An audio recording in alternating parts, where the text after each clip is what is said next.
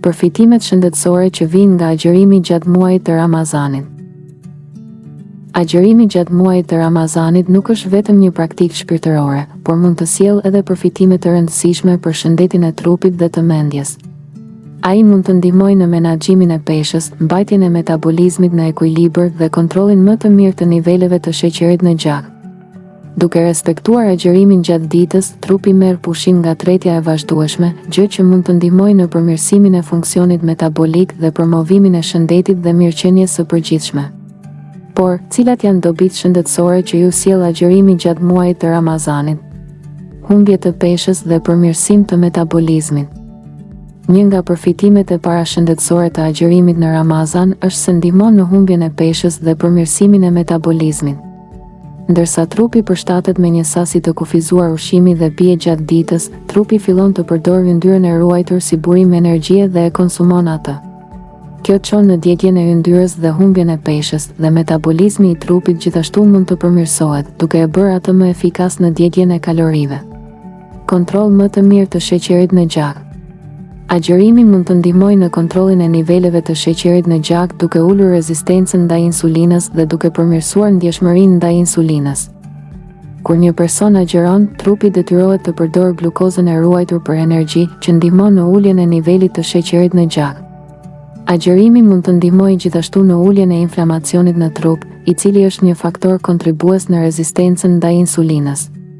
Përveç kësaj, agjërimi mund të ndihmojë në promovimin e humbjes së peshës, e cila është e rëndësishme për kontrollin e niveleve të sheqerit në gjak, pasi yndyra e tepërt e trupit mund të çojë në rezistencë ndaj insulinës dhe nivele të larta të sheqerit në gjak. Përforcon sistemin imunitar. Një nga përfitimet e rëndësishme të agjërimit në Ramazan është se forcon sistemin imunitar.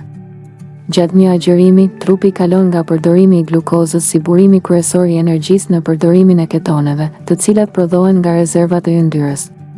Ky ndryshim aktivizon një proces të quajtur autofagji, ku trupi fillon të shpërbëjë dhe riciklojë qelizat e dëmtuara, duke përfshirë ato në sistemin imunitar.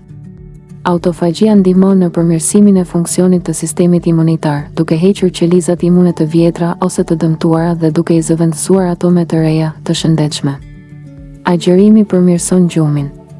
Agjërimi thuhet se ndihmon në përmirësimin e gjumit në disa mënyra. Siç raportohet, agjërimi supozohet se zvogëlon nivelet e hormonit të stresit, kortizolit, i cili mund të ndërhyjë me gjumin.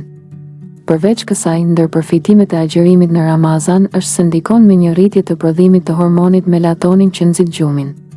Mund të ndihmojë gjithashtu në rregullimin e ritmeve cirkadiane, të cilat janë ciklet natyrale 24 orëshe që rregullojnë shumë procese fiziologjike në trup, duke përfshirë gjumin. Duke parafruar ritmet natyrale të trupit me ciklin gjumë-zgjim, agjërimi mund të ndihmojë në përmirësimin e cilësisë dhe kohës gjatjes së gjumit. Redukton presionin e gjakut.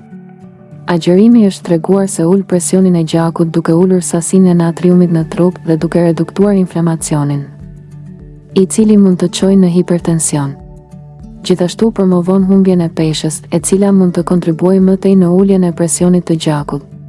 Për më tepër, agjërimi thuhet se përmirëson ndjeshmërinë ndaj insulinës, e cila gjithashtu shoqërohet me presionin e ulët të gjakut. Në qoftë se ju ka pëlqyer kjo video, ju lutemi klikoni butonin subscribe për më tepër.